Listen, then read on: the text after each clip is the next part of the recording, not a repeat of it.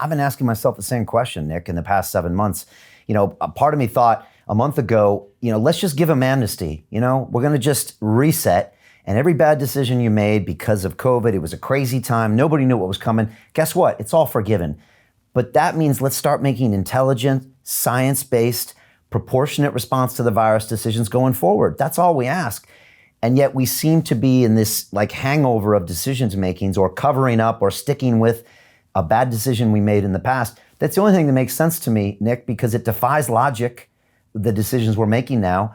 But it seems that they can't reverse course or change course, or I guess they have to admit wrongdoing, and I guess they think they won't get reelected. I think the public would be happy to forgive if they saw some logic and science, but that's leadership. A leader needs to step up and say, guess what? We got it wrong, but right now we're going to get it right.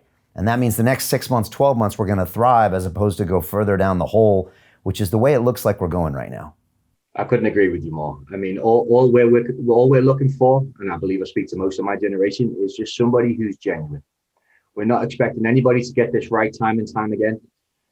But I mean, I posted on my social media yesterday, I think it was, it's, in a time when we employ thousands of the greatest, most tactical minds across the country to run the country, why is it taking a gang of uneducated scallies from Liverpool to bring government's own data and articulate it back to them before they actually stop and read their own data?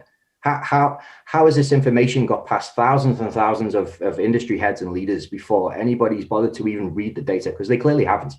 As you say, we're responsible for 1.7% of the infection rate, 72 cases across 22 million visits across the country between July 24th and the end of September. Why is not one person in that room who sat there when Boris made the announcement to close down the health and fitness sector? Why did not one person hold their hand up and say, maybe, just maybe, this requires a deeper conversation? Not saying you're wrong, but maybe this just requires a deeper conversation because the potential health implications of enforcing this are drastic.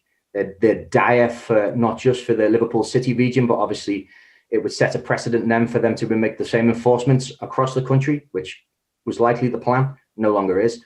But the health implications that would have had across the country, and there are many areas and many boroughs now going into tier 3, the damage that you're doing to our people, the people that you're elected to represent. Why are you not asking these questions? Why?